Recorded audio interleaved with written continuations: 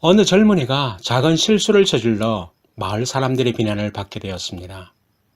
그 실수에 대한 소문은 눈덩이처럼 커졌고 마을 사람들이 몰려가 그에게 돌멩이를 던지기 시작했습니다. 그러나 그 젊은이는 마음을 굳게 먹고 잘 견디어내고 있었습니다. 언젠가는 마을 사람들이 자신의 작은 실수를 용서해 줄 날이 있을 것이라고 여겼습니다. 실수를 만회할 때도 오리라 생각하고 마음을 다잡았습니다. 그런 가운데 그 젊은이가 평소에 존경하고 믿었던 스승이 그 마을을 지나가게 되었습니다. 그러나 그 스승은 마을 사람들의 눈을 의식하여 자신도 무언가 젊은이에게 던져야겠다는 생각에서 옆에 피어있던 꽃 한 송이를 꺾어 그에게 던졌습니다. 그러자 무수히 쏟아지는 돌멩이에도 잘 견뎌낸 그 젊은이는 그 꽃 한 송이에 맞자 그대로 쓰러져 버렸습니다. 객관적으로 볼 때 꽃은 거의 충격을 주지 않습니다. 그런데 그 꽃 한 송이에 쓰러졌다는 건 이해가 되지 않는 일이지만 가장 깊은 상처는 사랑했던 사람이 주는 상처 때문에 죽을 수 있다는 것입니다. 가장 사랑했던 사람에게 받는 상처는 그 어떤 고통보다 심합니다.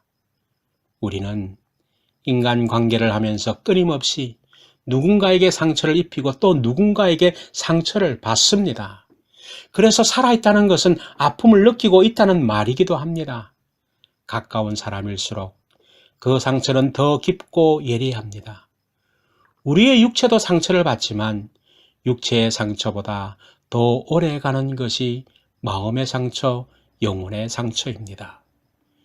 육체의 상처는 잠깐 아프다가 금방 잊혀집니다. 그러나 마음의 상처를 입으면 오래오래 갑니다.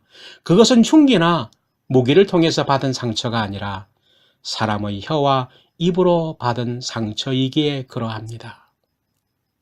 천주교에서 미사시에 사용되기도 합니다. 집회서라고 하는데 통칭 외경입니다.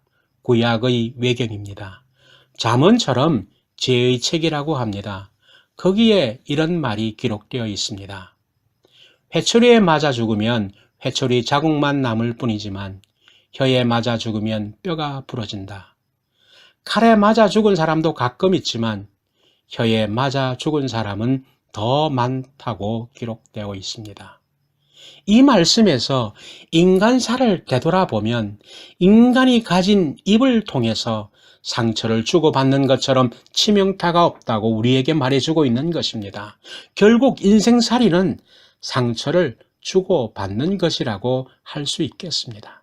그러나 문제는 상처에 대한 나의 태도가 어떤가 하는 것입니다.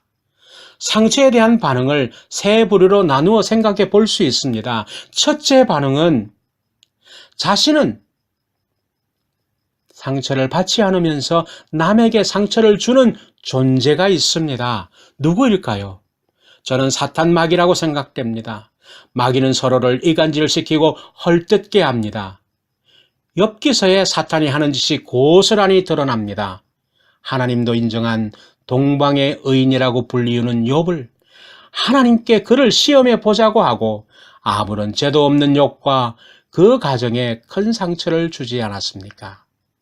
둘째는 자신이 받은 상처로 남에게 상처를 주는 사람입니다. 일반적인 사람들이라고 할 수 있습니다. 예를 들어볼까요? 직장 생활을 하던 어떤 남자가 직장 상사에게 욕을 얻어먹었습니다. 이런 식으로 하면 때려치우세요. 언제까지 이런 식으로 회사 생활을 할 것입니까? 라고 욕을 얻어먹었습니다. 상사로부터 상처받은 그 남자가 퇴근 시간이 되어서 집으로 돌아왔습니다. 집으로 오면서 기분이 좋을 일이 없습니다. 집에 와보니 집안 청소는 되어 있지 않고 저녁 반찬은 별로였습니다. 그 남자는 밥상을 차린 아내에게 한 소리를 합니다. 당신은 집에 하루 종일 있으면서 한 것이 뭐야? 이것을 사람이 먹으라고 해놓은 거야? 이 소리를 들은 아내 역시 남편의 말에 상처를 받습니다.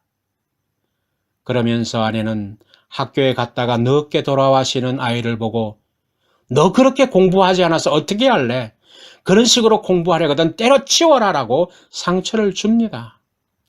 엄마에게 상처를 받은 아이는 상처를 풀 데가 없으니 집에 키우는 개를 보고 발로 걷어차면서 아무 때나 오줌을 질질 싸면 어떻게 하냐라고 화풀이를 합니다. 이것이 보통 사람이 상처를 처리하는 방법입니다. 세 번째는 자신이 받은 상처로 자신보다 더 힘든 영혼들의 상처를 싸매어주는 사람들이 있습니다. 오늘 본문에 등장하는 요셉 같은 인물입니다. 요셉은 어떻게 대처를 하였는지를 요셉의 생애를 돌아보겠습니다. 그의 생애를 통해 보여준 몇 가지 본을 함께 나누면서 우리가 겪는 상처의 고통과 아픔과 슬픔을 치유받고 건강한 하나님의 자녀로서의 삶을 다시 회복하는 기회가 되기를 소원합니다. 첫째, 우리가 살펴볼 것은 요셉은 현실을 그대로 용납하였습니다. 다시 말해서 요셉은 자기에게 부여된 현실을 받아들였습니다. 요셉은 형들에게 상상조차 못했던 억울한 일을 당했습니다. 마른 우물에 생매장을 당할 뻔하였습니다. 그러나 유다형의 제안으로 죽음의 위기에서 노예로 팔림을 당하게 됩니다. 정말 요셉은 형들에 의해 졸지에 노예의 신분으로 전락하고 만 것입니다. 요셉은 심한 충격과 고통과 배신의 상처를 받았지만 하나님께 모든 일을 맡기고 이제 노예로 살아야 한다는 현실을 받아들이고 노예로서 충성된 삶을 살았습니다. 20대의 젊은 나이에 보디발이라고 하는 이집트 왕의 경호실장의 인정을 받아 가정총무의 책임을 맡을 정도로 성실한 삶을 살았습니다. 아픈 상처를 안고 성실한 삶을 살기란 결코 쉽지 않았겠지만 요셉은 부단히 하나님을 의지하며 하나님께 자신의 인생을 맡기며 주어진 일을 충성스럽게 감당했습니다. 창세기 39장 3절에 의하면 그의 주인 보디발이 여호와께서 요셉과 함께 하심을 보았고 여호와께서 그를 범사에 형통케 하는 것을 보았다고 기록하고 있습니다. 우리가 아는 상식으로도 성실한 사람은 경험을 해보아야 합니다. 그래야 그 사람을 신임을 하게 됩니다. 보디발은 그런 성실한 요셉을 보았습니다. 그리고 요셉은 삶의 억울한 아픔을 겪었다 하더라도 하나님을 의지하며 현실을 받아들이고 충실하게 살았습니다. 그래서 그는 보디발에게 신임과 인정을 받았습니다. 우리도 상처를 안고 현실에 안주하며 사는 것이 결코 쉽지 않지만 각자에게 주어진 현실을 받아들여서 하나님을 의지하여 최선을 다하는 자세가 우선적이어야 합니다. 이것이 우리가 겪는 아픔과 고통을 극복하는 첫 번째 길이라고 말씀드리고 싶습니다. 두 번째, 요셉이 우리에게 보여준 본이 있습니다. 요셉은 하나님께 상처를 맡겼습니다. 우리도 현실에서 받은 상처 하나님께 맡겨야 합니다. 상처를 계속 가지고 산다면 오래가지 않아 우리의 삶은 더 고통스럽고 비참하고 황폐해질 것입니다.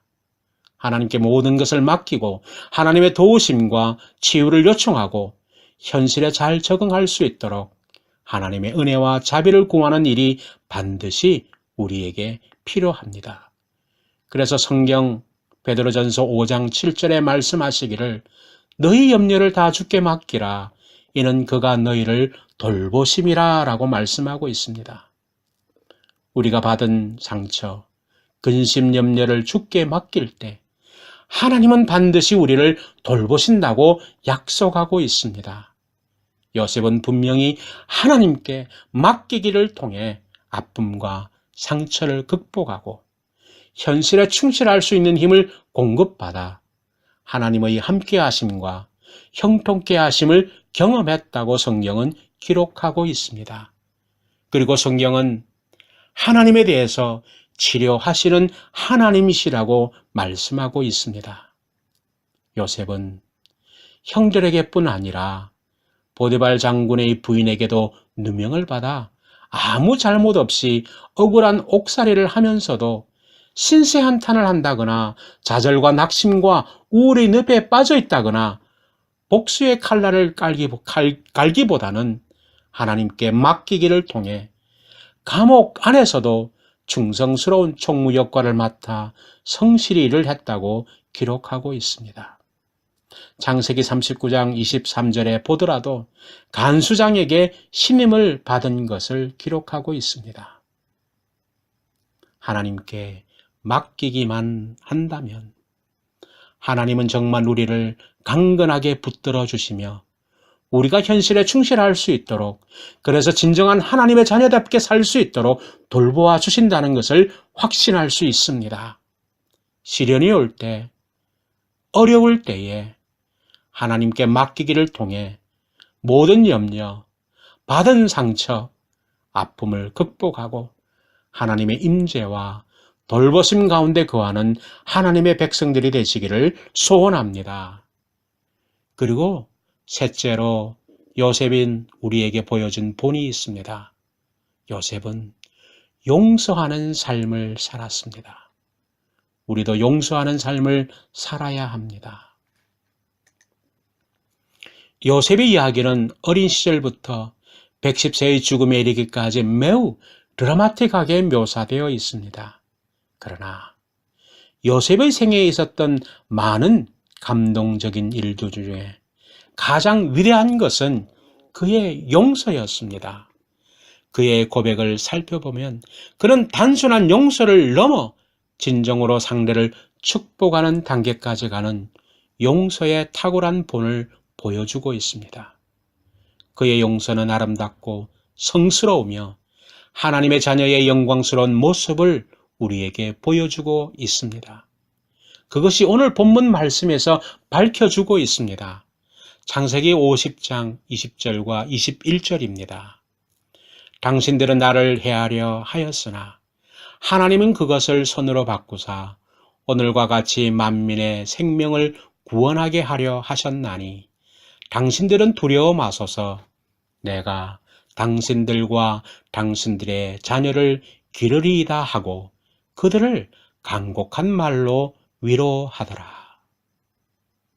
형들이 요셉에게 행한 씻을 수 없는 악한 일로 형들 모두가 요셉에게 큰 복수를 당하지 않을까 전전긍긍하며 두려워 떨 때에 요셉이 형들에게 한 위로의 말들과 행동은 예수님의 용서, 사랑, 베푸심 그 자체인 것입니다.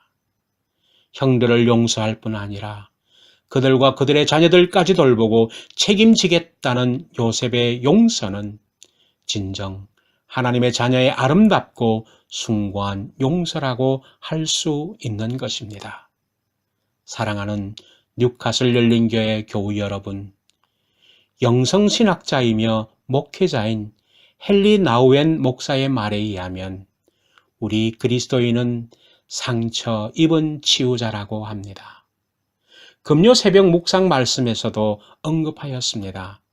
고린도후서 1장 4절에 의하면 우리는 하나님에게 받은 위로로 고난당하는 자들에게 위로할 수 있는 자라고 말씀하셨습니다.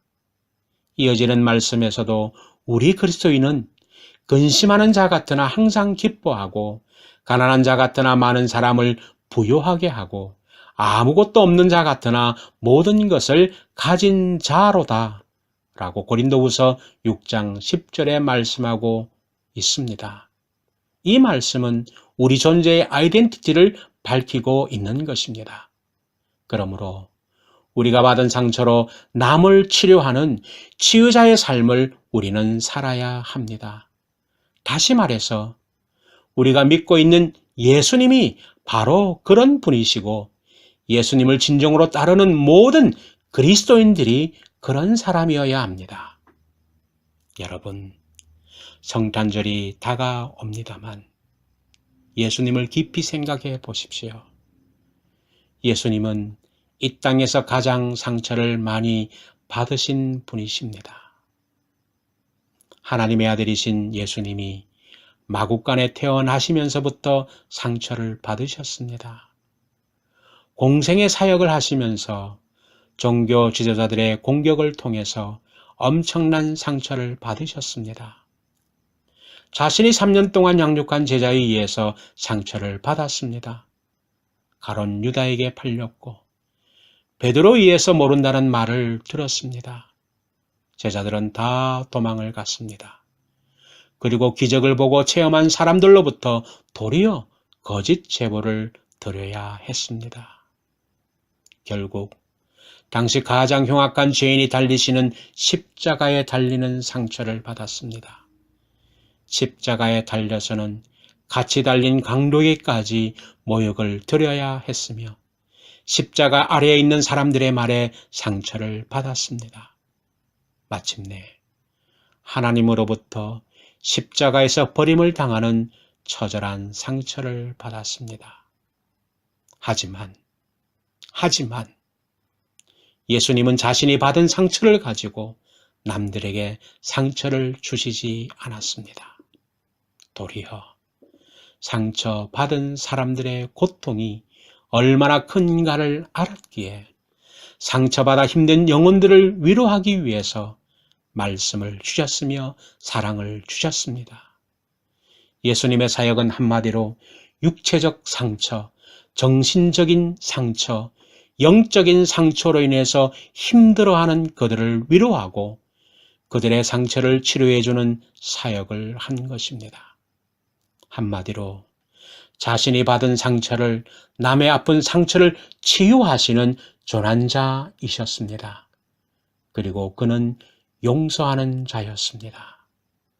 자기의 죽음으로 모든 일을 사랑으로 용서하셨습니다. 사랑하는 성도 여러분, 치유는 용서에서 시작됩니다.